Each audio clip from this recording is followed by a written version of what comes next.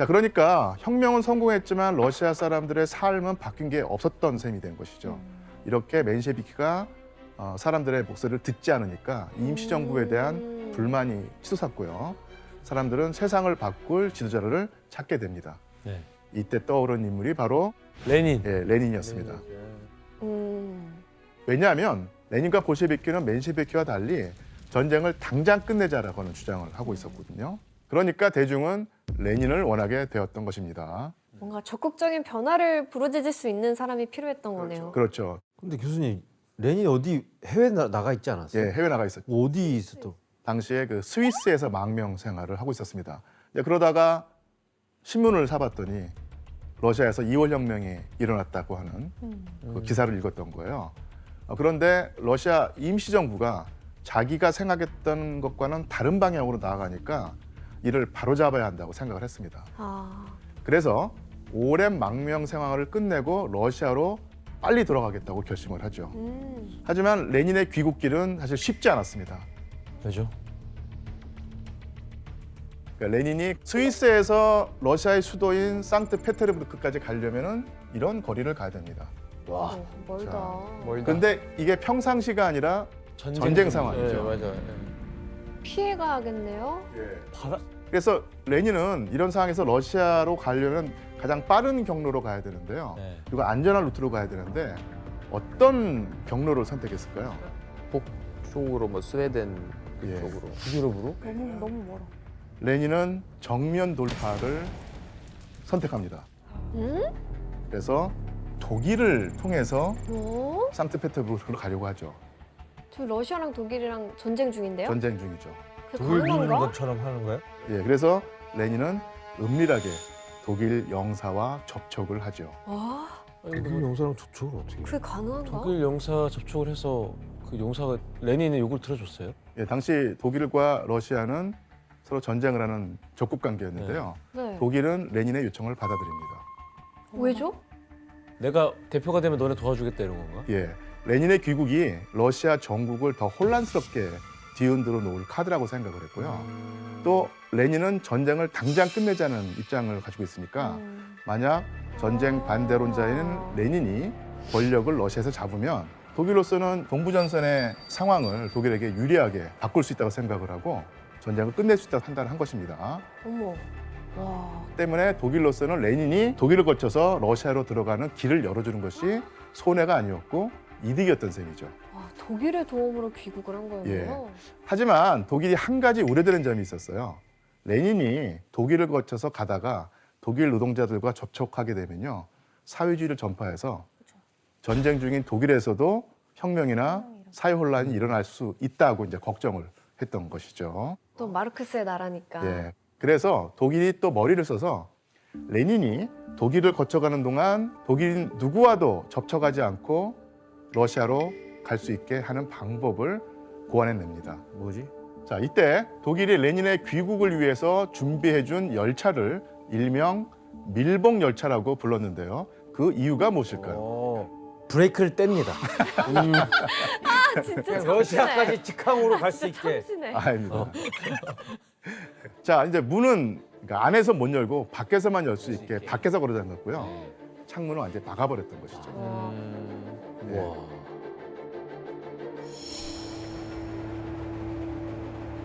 스위스 찌리히에서 일단 독일 북쪽까지 가고요.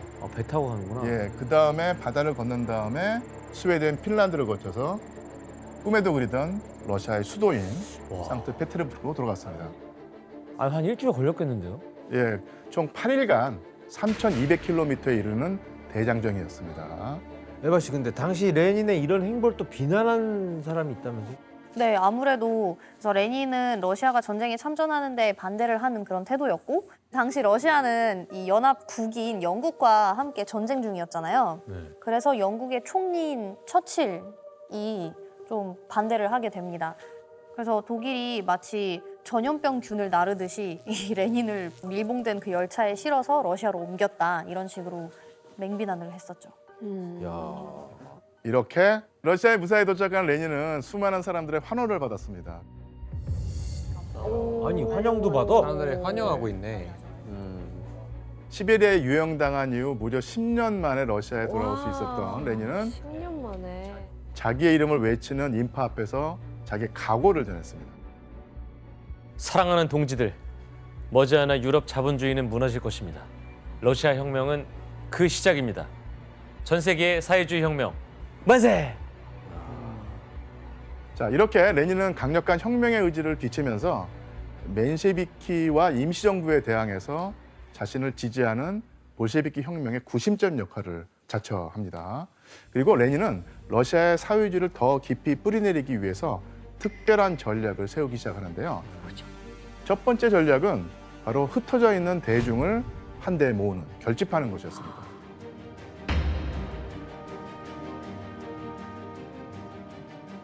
자, 이를 위해서 레닌은 러시아 사람들이 지금 가장 원하는 것이 무엇인지를 파악하죠. 배고픔. 휴전.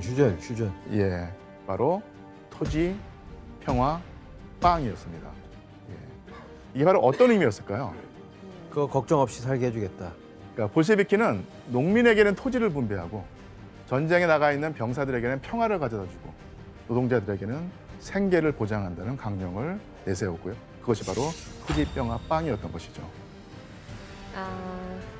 예, 토지 분배의 미적지근하고 전쟁 종교를 자꾸 미루는 맨셰비키와는 다르게 확연하게 대비되는 아주 확실한 강령과 구호였습니다. 그럼 약간 미적지근했던 이 맨셰비키에 비해서 레닌의 이런 공약들이 엄청난 환영을 받았겠네요. 그렇죠. 토지, 평화, 빵이라는 슬로건은 농민과 병사, 노동자 모두의 지지를 받으면서 강력하고도 광범위한 호응을 일으켰습니다. 예, 그 결과로 2월 혁명 당시에 러시아 전역에 걸쳐서 2,000명 수준에 불과했던 볼셰비키 당원 수가 같은 해 10월에 이르게 되면 30만 명으로 불어나게 됐어요. 말 그대로 이제 폭발적 성장을 기록한 것입니다. 와. 어마어마하다. 대중의 마음은 이제 임시정부와 맨셰비키에서 멀어지고요. 레닌이 이끄는 볼셰비키로 완전히 돌아서게 되죠. 이렇게 대중의 지지를 등에 업자 레닌은 권력을 장악하기 위해서 기민하게 움직이기 시작하는데 그러기 위해서는 과감한 전략이 필요했습니다. 레닌의 두 번째 전략은 바로 임시정부로부터 정권을 빼앗기 위한 무장봉기였습니다.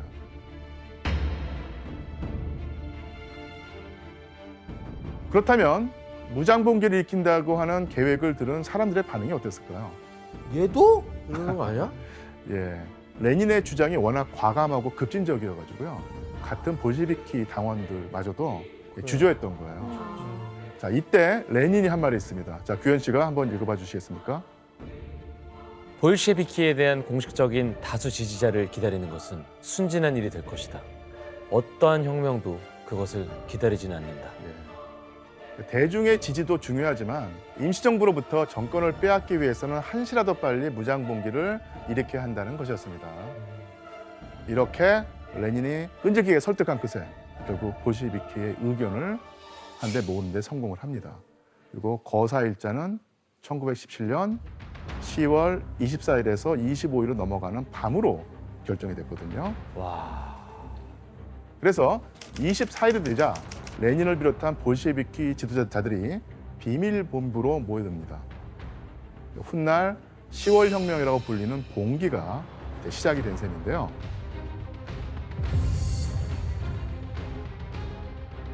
거사가 시작되기 전에 볼셰비키 본부에서는 수도 상트페테르부르크의 지도가 펼쳐지고요. 주요 공격 지점 그리고 점령 지점을 그리면서 전략을 세웁니다. 당시 레닌은 혁명을 성공하게 만들 계획을 전달했는데요. 레닌은 전화를 교환해서 연결해주는 전화교환국, 그리고 통신을 관장하는 전신국, 그리고 기차역과 교량을 점령한 뒤에 목숨을 걸고라도 지켜내야 한다고 생각을 했습니다. 통신 차단. 교통수단도 교통 끊어버리고. 끊어버리고. 예. 그러니까 지금은 당연하게 생각되는 전략이지만 20세기 초까지만 하더라도 다른 혁명가들은 미처 생각해내지 못했던 무장봉기 전술이라고 할 수 있습니다. 실시에 생각 많이 해왔네. 예.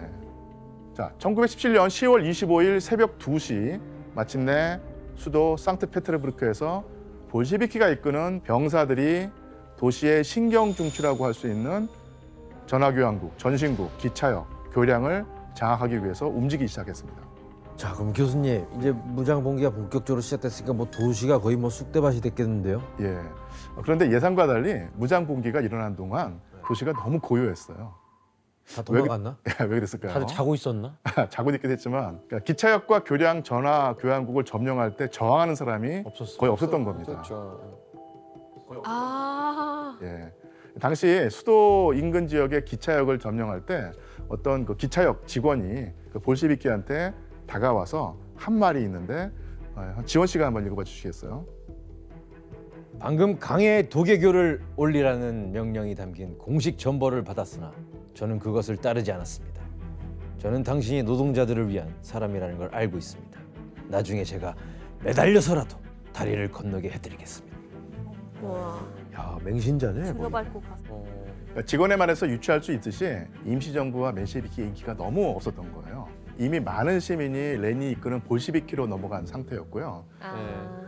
아. 그래서 멘셰비키와 임시정부의 본부였던 겨울궁전을 포위한 뒤에 임시정부의 항복을 이끌어냅니다. 일리아 씨, 당시 무장봉기 일어날 때 사람들은 반응이 어땠어요?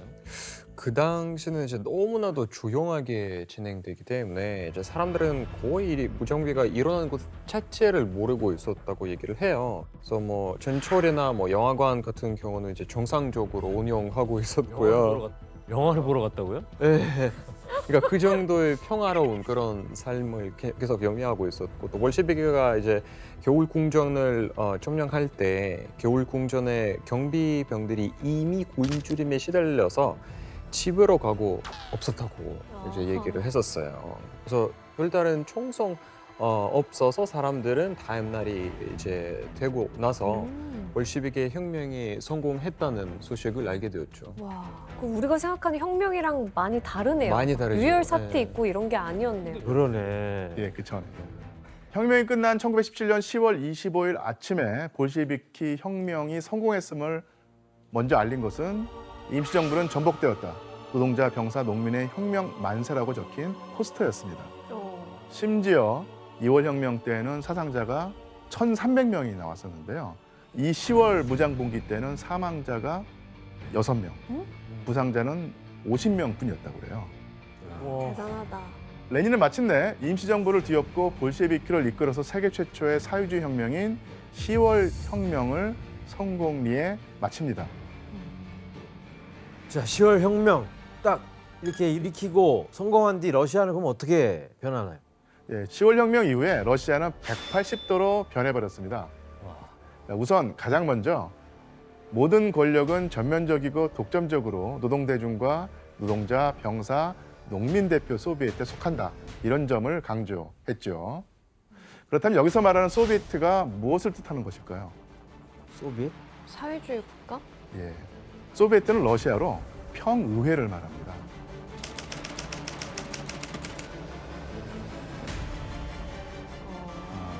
소비에트가 처음 만들어진 것은 1905년 피해 일요일 사건이 발생한 직후였는데요.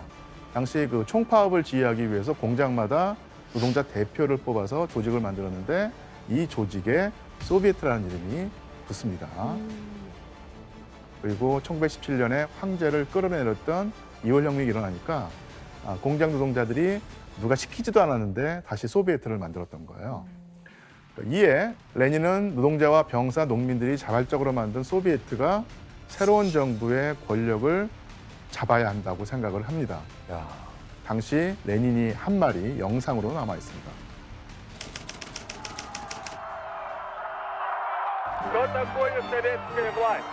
В чем заключается сущность? Это ее привлекающие к себе рабочих каждой страны все больше и больше состоит в том, что прежде государством управляли так или иначе богатые или капиталисты, а теперь первый раз управляют государством. Притом в массовом числе как раз те классы, которых капитализм угнетал. 자, 레닌은 노동자, 병사, 농민과 같은 대중들의 대표인 소비에트가 의회를 대신하는 국가제도를 만듭니다. 그리고 자기가 주장한 사회주의를 실현하기 위해서 여러 가지 개혁을 추진하는데요. 그 가운데 가장 대표적인 것이 바로 신분과 특권을 폐지하고 재산을 공유한다는 원칙을 내세웁니다. 그럼 이후 러시아가 어떻게 달라졌는지 확인해 볼까요?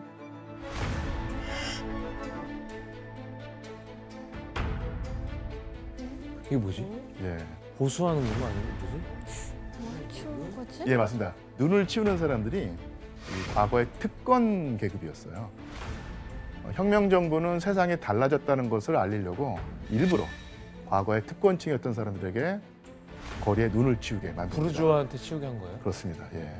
진짜 세상이 완전 달라졌네. 예. 다음 사진을 볼까요? 응? 뭐 하는 거지? 계급장 떼는 것 같은데. 예, 교육장 되는 거. 아, 그래서 모든 사람이 평등해야 하므로 군대에서도 계급이 없어져야 한다는 거예요. 그러면 누가 명령을 하지? 그래서 장교와 병상은 평등해야 되고 견장은 권력과 권위의 상징물이기 때문에 그러니까 위아래가 없어진 세상에서는 이 견장이 없어야 된다고 생각을 한 것이죠. 자, 그리고 레닌이 사회주의 실현을 위해서 조치한 것이 또 하나 있는데요. 바로 부르주아와 귀족들의 집과 재산을 몰수하는 것이었습니다. 사유재산 없애는 예. 거군요. 귀족들은 날벼락이 었겠네. 그러니까 몰수된 지주의 저택에 들어온 농민들이 지주의 곳간에 있는 곡물을 반출하고요. 그다음에 또 그림과 책, 조각 같은 예술품들을 특권의 산물이라고 하면서 죄다 부숴버리는 일이 있었어요. 그래서 근데 하루아침에 이게 세상이 완전 뒤바뀌면서 이 예. 특권층들은 진짜 완전 날벼락 맞은 것처럼 적응하기 힘들었겠어요. 예, 재산을 몰수당하고 이제 빈 털터리가 된 귀족과 부르주아즈는 생존을 위해서 이제 발버둥 쳐야 되는데요. 당시 러시아의 한 귀족은 이 다이아몬드 브로치를 내어주고요. 밀가루 한 포대를 얻을 수 있었다고 그래요. 와. 이런 변화를 견디지 못한 사람들이 해외로 이제 도주하기도 하는데 1920년대 초에 베를린, 파리는 러시아의 몰락 귀족들과 부르주아들이 무려 200만 명 가까이 모여들었다고 합니다. 우와. 진짜 그랬겠네요. 해외로 많이 갔겠네요. 일리아 씨, 그 당시 러시아에서는 또 어떤 것들이 많이 변화가 됐나요? 일단 신분제가 폐지가 됐잖아요. 그러면 호칭이 통일됐어요. 러시아어로 다바리시라고 얘기를 하는데 한국말로 번역하면 뭐 공지, 동무 이런 호칭을 다 통일해서 다 서로 이렇게 부르기 시작했죠. 볼셰비키 정부는 전쟁에서 철수하고 또 개혁을 추진하면서 자기들이 표방한 사회주의 국가를 실현하려고 애를 썼습니다. 하지만 이 평화는 오래가지 못했습니다. 또야. 볼셰비키가 집권한 지 8개월 만에 러시아 내전이 터졌던 것입니다.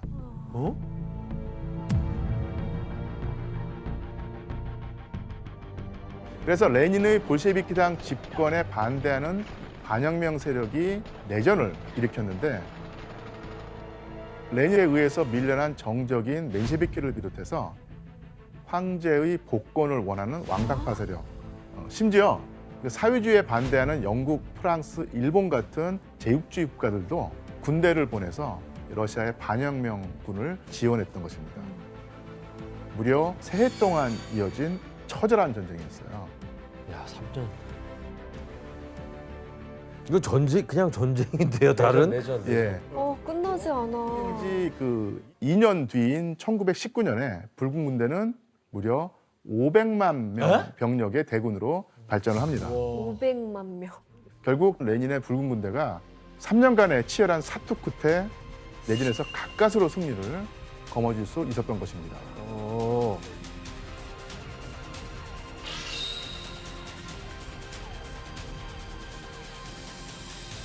러시아 전역을 피로 물들인 내전이 끝난 뒤에 볼셰비키 혁명 정부는 아주 중대한 결정을 하게 됩니다.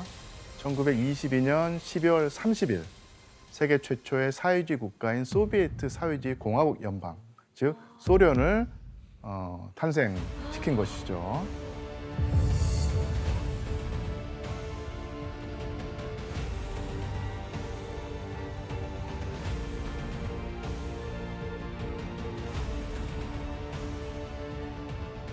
그러니까 이후에 소련은 사회주의를 표방하는 공화국들이 더해져가지고 세계 지표면에 6분의 1이나 되는 영토를 차지한 거대한 연방이 되었습니다. 그리고 레닌은 소련의 초대 지도자가 됩니다.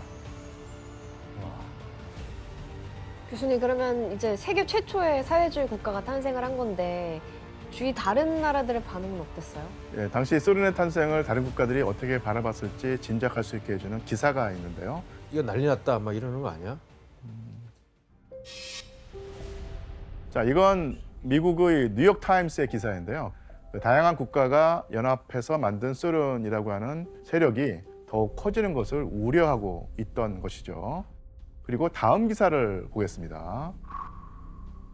자, 이것은 영국의 기사인데요. 소련 정부가 자본주의를 원하는 러시아인들을 탄압한다면서 비난을 하고 있는 셈이죠. 와. 화난 것 같아요. 지금. 예. 화났어. 이처럼 자본주의를 대표하는 미국과 영국은 최초의 사회주의 국가인 소련의 시작을 주목했고요. 이것을 우려 섞인 시선으로 바라보고 있었습니다.